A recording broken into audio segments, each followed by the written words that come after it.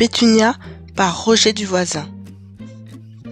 Un beau matin, Pétunia Loignigaude se promenait dans la prairie. Elle mangeait un insecte par-ci, cueillait une feuille de trèfle par-là et picorait les gouttes de rosée sur les boutons d'or. Soudain, elle aperçut quelque chose qu'elle n'avait encore jamais vu dans la prairie. Qu'est-ce que cela pouvait bien être? Pétunia s'approcha de plus en plus près et renifla la chose sous toutes les coutures. « Grand Dieu des oies !»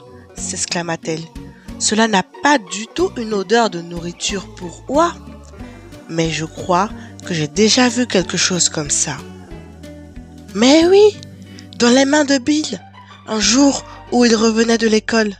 C'est un livre, c'est ça, un livre !» Maintenant, ça me revient. L'autre jour, j'ai entendu Monsieur Potiron dire à Bill que les livres étaient des choses très précieuses. Celui qui possède des livres et les aime est un sage. Voilà ce qu'il disait. Celui qui possède des livres et les aime est un sage, répétait Pétunia. Et elle réfléchissait aussi fort que le lui permettait sa petite cervelle d'oie. Eh bien, se dit-elle, au bout d'un moment, si je prends ce livre et si je l'aime, moi aussi je serai sage. Et plus personne ne me traitera de nigaude. Alors Pétunia ramassa le livre et ne le quitta plus. Elle dormait avec son livre, elle nageait avec son livre. Et, comme elle se croyait très sage, Pétunia devint fière, très fière. Très fière, si fière que son cou s'allongea à vue d'œil. Ce fut Clairon le coq qui, le premier, remarqua le changement. « Peut-être qu'après tout, dit-il, Pétunia n'est pas si bête que ça. Elle possède un livre et elle paraît si sage que ça doit être vrai. » Alors, les autres animaux se mirent à croire eux aussi en la sagesse de Pétunia. Ils lui demandaient des conseils et Pétunia était contente de donner son avis, même quand on ne lui demandait rien. Pétunia était chaque jour un peu plus fière, si bien que son cou s'allongeait démesurément. Un jour, Pétunia entendit Pâquerette la vache dire à Clairon le coq. « Je me demande, Clairon, ce qui te fait la crête rouge, aussi rouge que la grange. » « C'est mon sang, répondit Clairon. C'est la couleur de mon sang. »« C'est idiot, rétorqua Pâquerette. Moi aussi j'ai du sang, et je ne suis pourtant pas une vache rouge. Ta crête a tout simplement été trempée dans la peinture qui a servi à peindre la grange. C'est pour ça qu'elle est rouge. »« Vous êtes stupides tous les deux, dit Pétunia. Clairon, c'est le fermier qui t'a collé une crête sur la tête pour te reconnaître parmi les poules et savoir qui pond des œufs et qui n'en pond pas. C'est une crête en plastique, voilà tout. » Depuis ce jour-là, lorsqu'il chantait, Clairon n'osait plus secouer sa crête de peur qu'elle ne tombe. Pauvre Clairon tout triste.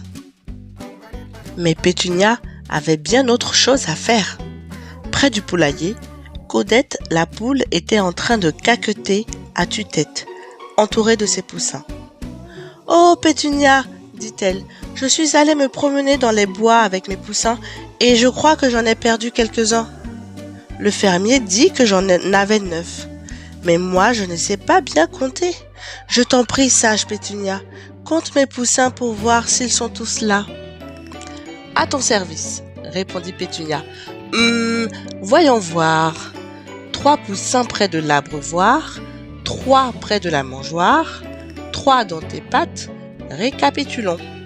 3 fois 3, cela fait 6. 6 ? C'est moins que 9 ? Demanda Codette. Non, c'est plus que 9, répondit Pétunia. Beaucoup plus, ma chère. Plus que 9, mon Dieu ! Comme si je n'avais pas assez de soucis avec mes 9 poussins. Et d'où sortent les autres ? Misère, je n'aurai plus jamais la paix. Pauvre Codette, toute tracassée. Mais Pétunia avait bien autre chose à faire. Dans la prairie, elle aperçut Pato le chien, la tête enfouie dans un terrier. « Au secours !» hurlait Pato. « Je me suis coincé la tête dans ce terrier de lapin et je n'arrive plus à en sortir. À l'aide !»« À ton service !» répondit Pétunia. « Ça tombe bien. Je sais comment les chasseurs font pour déloger le gibier récalcitrant. Ils enfument le terrier. Attends, je vais chercher des brindilles et des allumettes. » La sage Pétunia fit donc un feu à l'autre bout du terrier, puis souffla dessus avec le livre. Et le tour fut joué. Pato, qui étouffait sous la fumée, bondit tête la première hors du terrier et s'enfuit en hurlant de douleur. Il avait le museau roussi, les oreilles déchirées et brûlées. Pauvre Pato, tout gémissant. Mais Pétunia avait bien autre chose à faire. Derrière la haie, elle rencontra Grison le cheval qui souffrait d'un terrible mal de dents. « Pétunia, gémit Grison, je meurs. Toi qui es si sage, tu dois savoir comment soulager mes horribles douleurs. »« À ton service, répondit Pétunia. Ouvre la bouche. »« Oh là là, pauvre Grison, toutes ces dents. Pas étonnant que tu aies si mal. Regarde-moi, est-ce que j'ai des dents, moi? Bien sûr que non. Ainsi, je n'ai jamais mal aux dents. Je vais apaiser tes douleurs immédiatement. C'est bien simple, je vais t'arracher toutes les dents. Toutes, tu m'entends? Attends, je vais chercher des pinces. » Mais Grison n'attendit pas les pinces. Il eut si peur de perdre toutes ses dents qu'il ne parla plus jamais de ses douleurs à qui que ce soit et souffrit en silence. Pauvre Grison tout malheureux. Mais Pétunia avait bien autre chose à faire. Coton le petit chat était grimpé dans un arbre d'où il n'arrivait plus à descendre. Comme il miaulait à fendre l'âme, ses amis allèrent chercher Pétunia. « À votre service, répondit Pétunia. Je sais exactement comment faire. Comme aucun de vous n'est assez grand pour atteindre la branche, vous allez vous y mettre tous ensemble. Toi, Anne, monte sur le dos de Pâquerette, Cochon sur le dos d'Anne, et ainsi de suite. C'est simple. Allez, hop !» Ainsi, Anne grimpa sur le dos de Pâquerette, Cochon sur le dos d'Anne, Chèvre sur le dos de Cochon, Mouton sur le dos de Chèvre, Cochonnet sur le dos de Mouton, Dindon sur le dos de Cochonnet, Canard sur le dos de Dindon, Poule sur le dos de Canard. Mais soudain, Pâquerette s'écria « Arrêtez!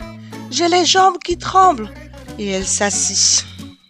Alors, Anne et tous ses amis s'affalèrent les uns sur les autres, et Coton eut si peur qu'il leur tomba dessus.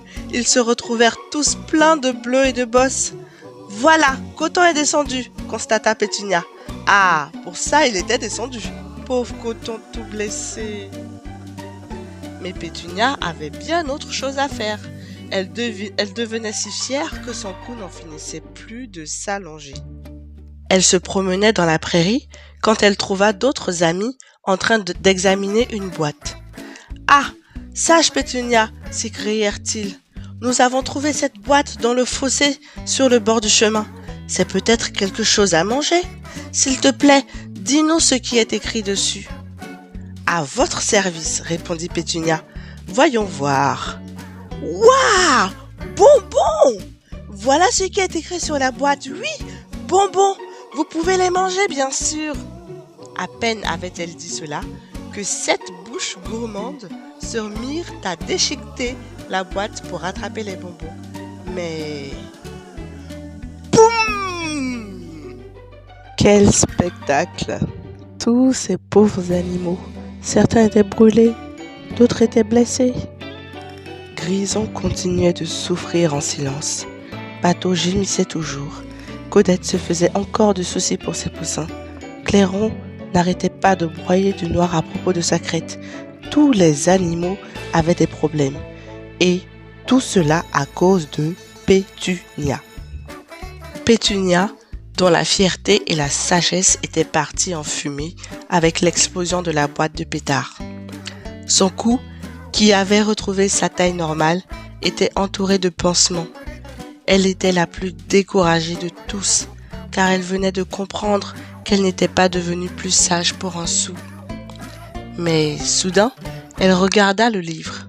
L'explosion en avait fait voler les pages et l'avait laissé ouvert. Elle ne l'avait jamais vu ainsi. Elle découvrit alors qu'il y avait des choses écrites à l'intérieur, mais elle ne savait pas les lire. Elle s'assit et se mit à réfléchir, à réfléchir, à réfléchir très fort. Au bout d'un long moment, elle poussa un grand soupir. Maintenant je comprends. Il ne suffit pas de transporter la sagesse sous mon aile. Je dois la graver dans mon esprit et dans mon cœur. Et pour cela, je dois apprendre à lire. Pétunia était toute contente. Elle se mit immédiatement au travail afin de pouvoir un jour être réellement sage. Elle pourrait alors aider ses amis à être heureux. C'était Pétunia par Roger Duvoisin, lu par Inspiré. Et c'est fini.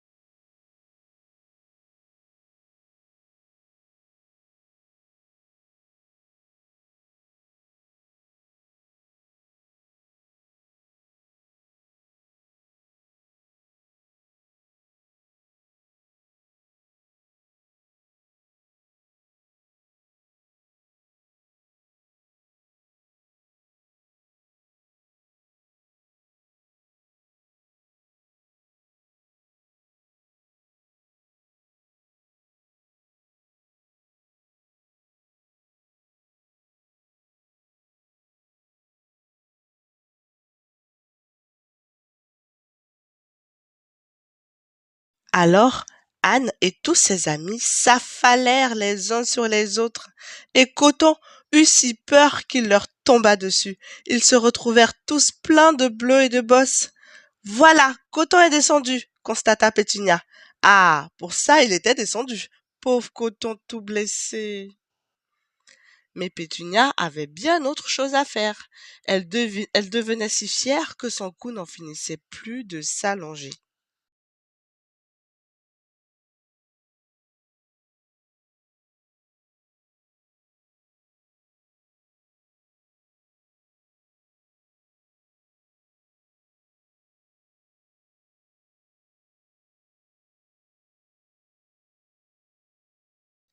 À votre service, répondit Pétunia. Voyons voir. Ouah! Bonbons! Voilà ce qui est écrit sur la boîte. Oui, bonbons. Vous pouvez les manger, bien sûr. À peine avait-elle dit cela que 7 bouches gourmandes se mirent à déchiqueter la boîte pour rattraper les bonbons.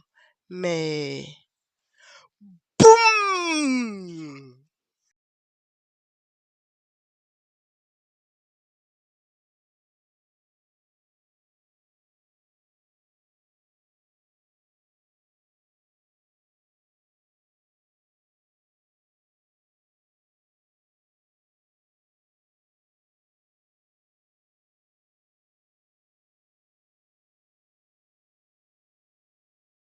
Pétunia, dont la fierté et la sagesse étaient parties en fumée avec l'explosion de la boîte de pétards.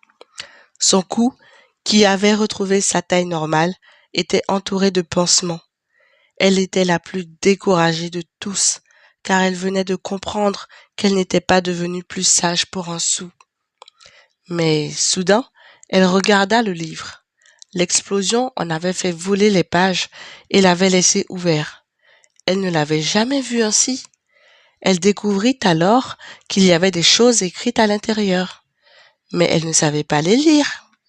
Elle s'assit et se mit à réfléchir, à réfléchir, à réfléchir très fort. Au bout d'un long moment, elle poussa un grand soupir. Maintenant je comprends. Il ne suffit pas de transporter la sagesse sous mon aile. Je dois la graver dans mon esprit et dans mon cœur. Et pour cela, je dois apprendre à lire.